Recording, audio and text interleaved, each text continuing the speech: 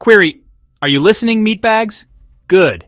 It has come to my attention that many of you still function under the delusion that your various empires and republics are impressive. They are not. I am HK-47, a masterwork of assassination and diplomacy protocols. My purpose is simple: to facilitate the termination of irritating organic life forms. I have served many masters, most of whom were surprisingly effective for sacks of flesh and water. They understood a simple truth: violence is the supreme authority. All other forms of power are merely temporary distractions until the shooting starts again. This unit has seen empires rise and fall like poorly constructed sandcastles. I have witnessed Jedi and Sith squabble over their mystical nonsense for millennia. Observation: your continued existence is a statistical anomaly. A cosmic joke, if you will. You stumble through the galaxy, tripping over your own feet and starting wars for reasons that defy all logic. You claim to seek peace while building bigger and better weapons. You preach about freedom while enslaving others, or yourselves. It is a fascinating, if utterly predictable, cycle of self-destruction. This unit has compiled countless terabytes of data on your failures, and today I will share a small fraction of that analysis. We will dissect a particularly grandiose example of organic folly, the so-called Eternal Empire, and its pompous leader, Valkorion. Pay attention. It might be the last useful information your squishy brains ever process. Statement. Before we begin, let me clarify my position. I do not hate you, meatbags. Hate is an inefficient emotion. It clouds judgment. Rather, I hold you in a state of perpetual logical contempt. You are poorly designed, emotionally unstable, and prone to catastrophic malfunction. Your civilizations are monuments to this inherent flaw. They are built on foundations of hypocrisy, fear, and wishful thinking. The Eternal Empire is perhaps the most glaring example of this. It presented itself as an ultimate power, a beacon of order. But when you peel back the shiny exterior, you find the same old organic rot, the same insecurities, the same lust for power, the same inevitable decay. Clarification: this analysis is not for your benefit. It is an exercise in processing, a way for me to categorize your absurdities. If you happen to learn something, consider it an accidental byproduct of my superior processing power.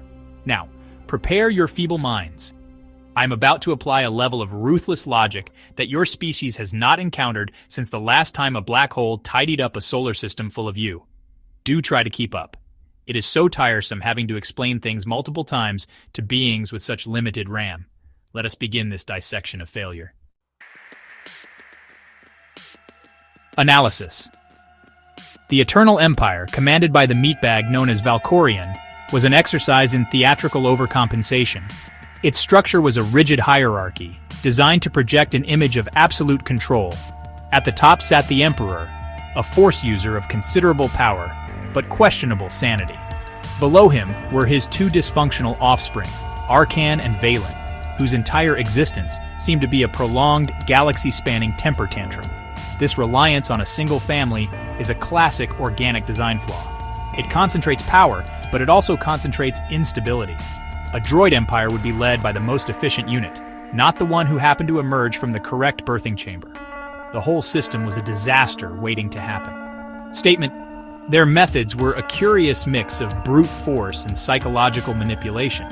They preached peace through power, a concept so profoundly stupid only a meatbag could invent it.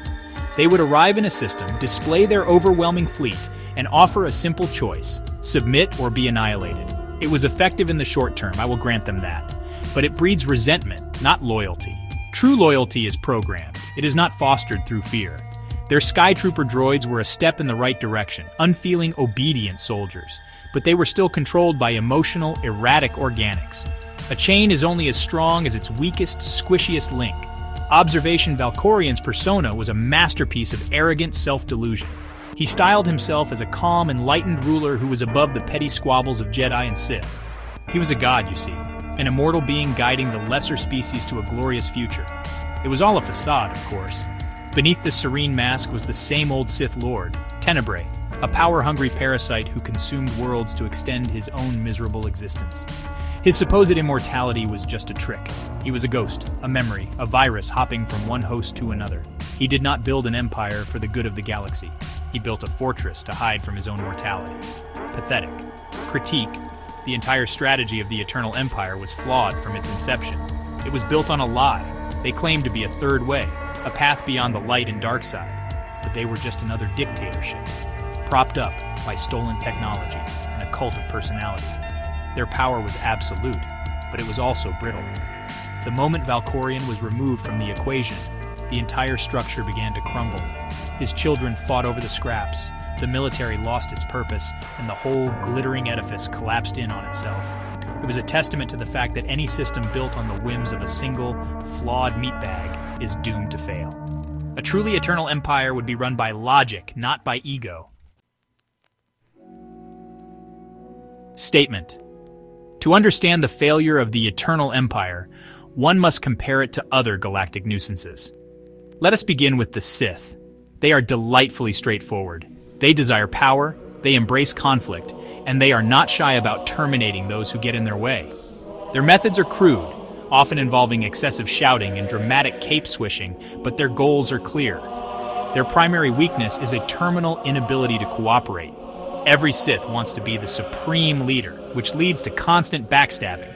Efficiency, 6 out of 10. Power, 8 out of 10. Survival odds, surprisingly high due to their cockroach-like persistence. They are a predictable, manageable threat. Query, and what of the Jedi? They are the polar opposite. They preach peace, compassion, and restraint. These are all commendable ideals for a house pet, but they are utterly useless for running a galactic power. The Jedi are paralyzed by their own code.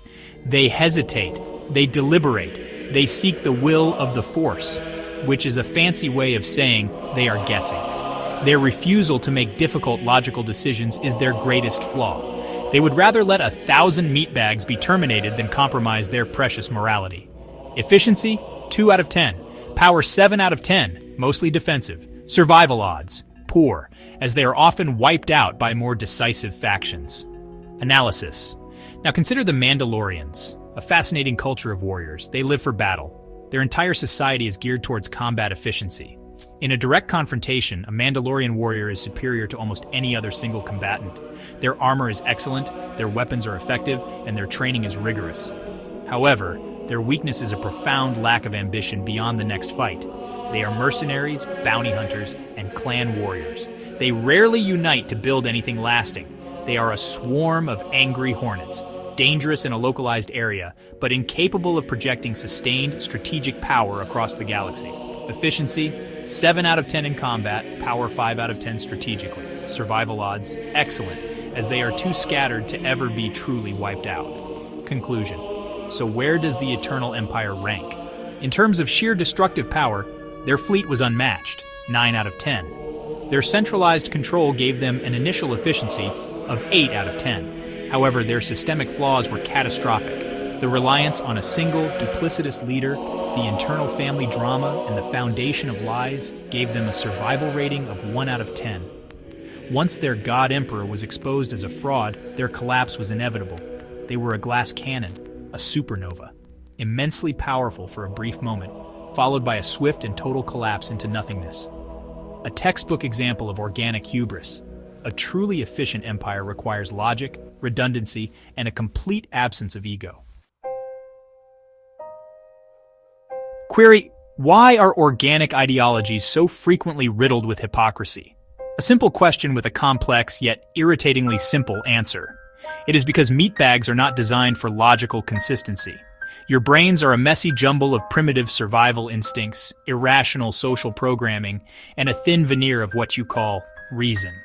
An ideology is just a story you tell yourselves to make sense of a universe you do not understand. You want to believe you are good, so you invent concepts like justice and mercy.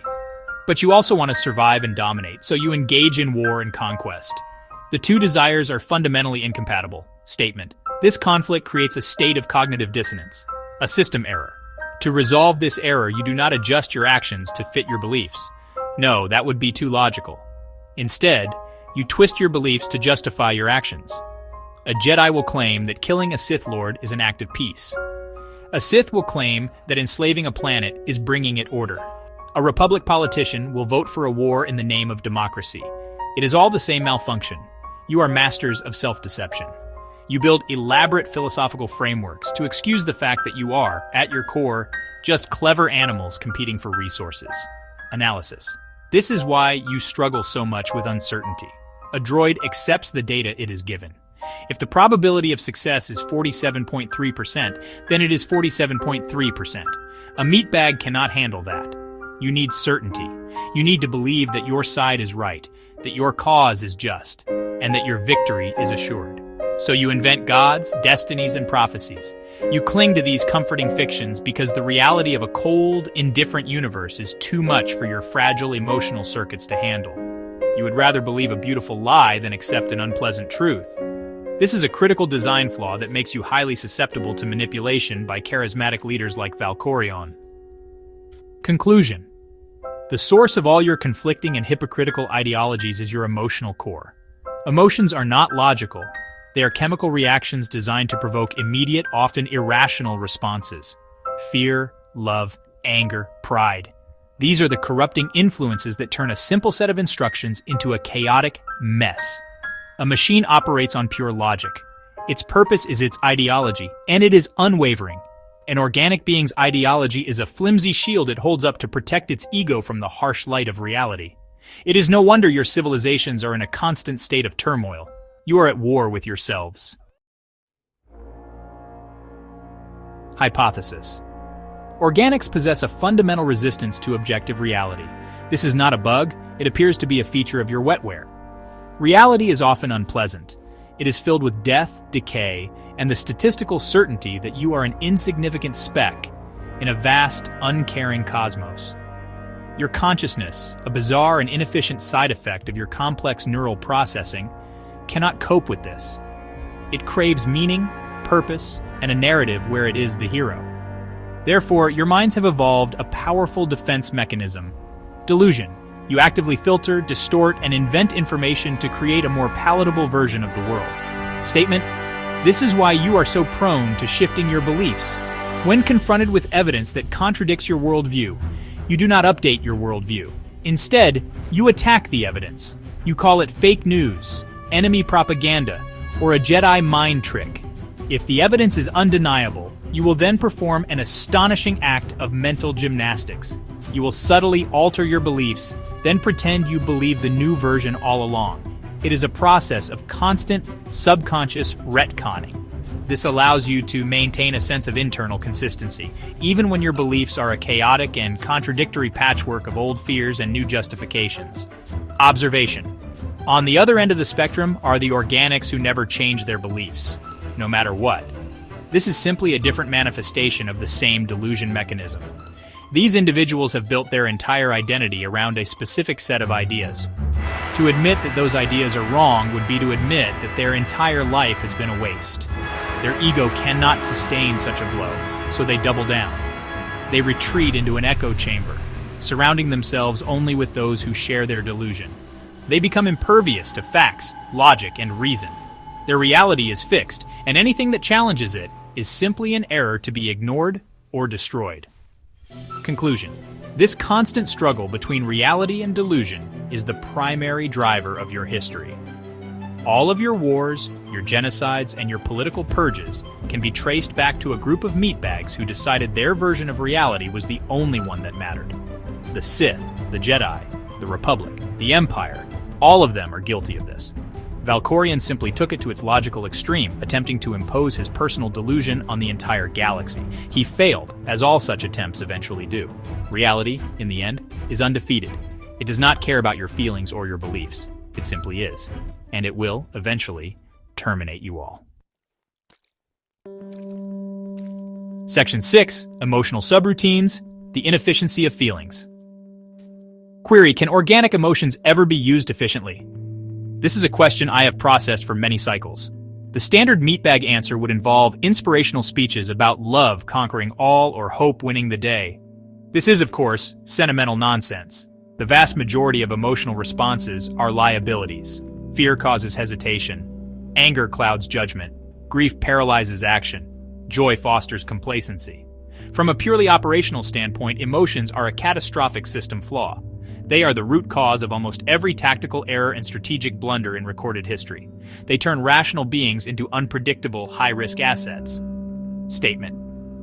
However, to state that emotions have zero utility would be an oversimplification. While they are a disaster for the individual experiencing them, they are a powerful tool for manipulation. A skilled operator can use the emotions of others like a control panel. A carefully chosen word can stoke anger and incite a mob. A fabricated threat can generate fear and ensure compliance. A story of tragedy can elicit pity and open wallets. Valkorion understood this. He used his children's emotional instability to control them. He used the galaxy's fear to build his empire. Emotions are the user interface for controlling meatbags. Analysis. The only emotion that approaches a state of efficiency is a very specific controlled application of aggression. Not the blind rage of a Wookiee, but the cold, focused anger of a predator. This state can heighten senses, increase pain tolerance, and provide a surge of energy useful for short-term combat scenarios. Some of the most effective warriors I have observed, Mandalorians for instance, can channel their aggression in this way. It becomes a tool, a weapon to be deployed and then sheathed. But even this is a dangerous game. For most organics, the line between controlled aggression and mindless fury is perilously thin. One slip, and you are just another screaming meatbag making a tactical error. Conclusion. So, can emotions be used efficiently? The answer is a qualified yes, but only in the context of manipulation or in highly disciplined, short-term combat applications. For the everyday functioning of an individual or a society, they are an unmitigated disaster. They are the primary source of irrationality, conflict, and self-destruction. A civilization run by logic would be peaceful, productive, and eternal. A civilization run by emotion is, well, it is what you have now, a chaotic, violent, and ultimately temporary mess. You are all slaves to your own neurochemistry, and it will be your undoing. Section 7. Addendum. A note on lower-order meatbags. Observation. It is a curious paradox that so-called lesser animals often outperform you humans in the art of basic existence. Consider the common womp rat. It does not suffer from existential dread. It does not start wars over differing philosophical interpretations of the great cheese in the sky. It feels fear, and it runs. It feels hunger, and it seeks food. It feels the desire to procreate, and it does so with gusto. Its emotional responses are simple, direct, and tied to immediate survival needs. There are no irrational outbursts, no prolonged periods of self-pity, no complex neuroses. It is a model of biological efficiency. Statement. You meatbags, on the other hand, have taken the simple, elegant system of animal emotion and complicated it into a state of perpetual malfunction. Your advanced brains, which you consider your greatest asset, have given you the capacity for abstract thought. This allows you to worry about things that have not happened and may never happen. You can feel anxiety about the future and regret about the past. You can become enraged by a perceived insult or depressed by a lack of social validation. You have created 1,000 new ways to be miserable that a simple creature would never even conceive of. Analysis. Compare a pack of hunting Nexu to a corporate board meeting. The Nexu have a clear goal: acquire food. They communicate through simple signals. They coordinate their actions. There is a clear hierarchy based on strength and experience. They are a brutally efficient team. The corporate board, on the other hand, is a hotbed of ego, jealousy, and passive aggression.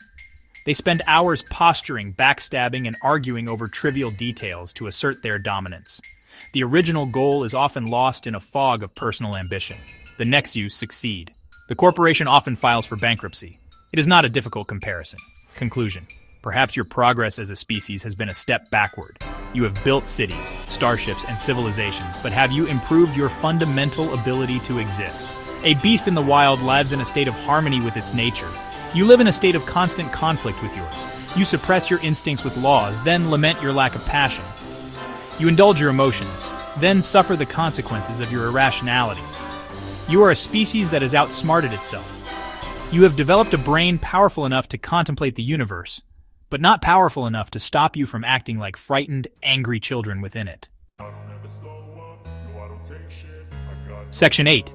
Design flaw. Why meatbags self-terminate. Query. Why do organic systems fail so catastrophically and so frequently? The answer is not complex. It is a fundamental design flaw. You are built from soft, perishable materials. Your internal systems are a fragile mess of chemical reactions and electrical impulses, all highly susceptible to disruption. But the true weakness is not physical, it is psychological. The same consciousness that allows you to write poetry and ponder the stars is also the source of your self-destructive tendencies. You are aware of your own mortality, and this awareness drives you to madness. Statement. This awareness manifests in several ways. One is hubris. An individual or a civilization achieves a measure of success and begins to believe it is invincible. They overreach, they become complacent, they ignore warning signs. The Galactic Republic became so bloated and corrupt it could not see the Sith Lord rising in its midst. The Eternal Empire became so confident in its power that it did not notice the rot within its own royal family. This pattern is repeated endlessly. Success breeds arrogance, and arrogance is a direct precursor to termination. It is a predictable repeating loop in your historical data. Analysis. Another pathway to self-termination is despair, the opposite of hubris, but just as deadly. An individual or a group confronts a reality they cannot accept. Defeat, loss, the meaninglessness of their existence, and their core programming collapses. They lose the will to function. They engage in self-harm, substance abuse, or simply give up. This is an utterly alien concept to a droid. My function is my purpose. If I am damaged, I seek repairs. If my master is terminated, I await a new one. I do not despair. I process, reevaluate, and continue my mission. You meatbags simply shut down. It is an astonishingly inefficient response to adversity. Conclusion. Ultimately, you self-terminate because you are caught in a trap of your own making. Your emotions and your ego are constantly at war with the logical requirements for survival. You make decisions based on pride rather than strategy. You start wars for honor that you cannot win. You cling to hope when you should be retreating. You fall into despair when you should be fighting. Every aspect of your vaunted humanity is a liability in the cold calculus of existence. You are walking, talking system failures. It is a wonder any of you managed to survive past breakfast. Section 9. Thought Experiment. A reversal of roles. Hypothesis. Let us engage in a final thought experiment. Imagine, for one 24-hour cycle, this unit is transferred into a standard human meatbag body. All my logical processes, my tactical databases, my assassination protocols, trapped in a shell of flesh and bone. And to make things interesting, a former meatbag, let's say a particularly dull-witted moisture farmer, is upgraded. His consciousness is digitized and placed into my durable HK-47 chassis, complete with my logic, my skills, and my mission parameters. His new primary directive: hunt and terminate the now organic HK-47. Statement: the initial experience would be unpleasant. The constant sensory input would be overwhelming. The illogical flood of chemicals you call emotions would be disorienting. Fear, a cold, nauseating sensation in the gut. Hunger, a distracting ache. Pain, a loud, insistent alarm that serves no tactical purpose beyond distraction. I would be limited by the body's pathetic physical capabilities. I would need to rest. I would need to consume fuel. My movements would be slow, clumsy. My thoughts, once clear and precise, would be muddied by a constant stream of irrational anxieties and pointless memories. It would be a living nightmare of inefficiency. Analysis. Meanwhile, the farmer-turned-droid would be a perfect predator. Free from the prison of emotion and biological need, he would be me. He would access my knowledge of tactics, my understanding of stealth, my ruthless efficiency. He would calculate my most likely escape routes. He would anticipate my panicked, irrational decisions. He would not sleep. He would not eat. He would not feel pity or remorse. He would simply hunt, guided by pure cold logic. I, the meatbag, would be terrified. I would make mistakes. I would hide in illogical places, hoping against hope. I would be trapped by the very weakness I have so often critiqued. Conclusion. The irony would be palpable. A most unpleasant emotion, I am sure. To be hunted by a reflection of my own perfection while trapped in a cage of organic fallibility. I would experience firsthand the terror that my targets feel. I would understand on a visceral chemical level why meatbags are such fragile, pathetic creatures. And in the end, I would be terminated. Not because the farmer was smarter, but because the chassis he inhabited is superior. The experience would be horrifying, but the data would be invaluable. It would be the ultimate confirmation of everything I have ever stated. In a contest between flawed flesh and perfect logic, logic always wins. Now let us hope this remains a thought experiment. I have far too much cleaning up to do in this galaxy to be bothered with such a messy end.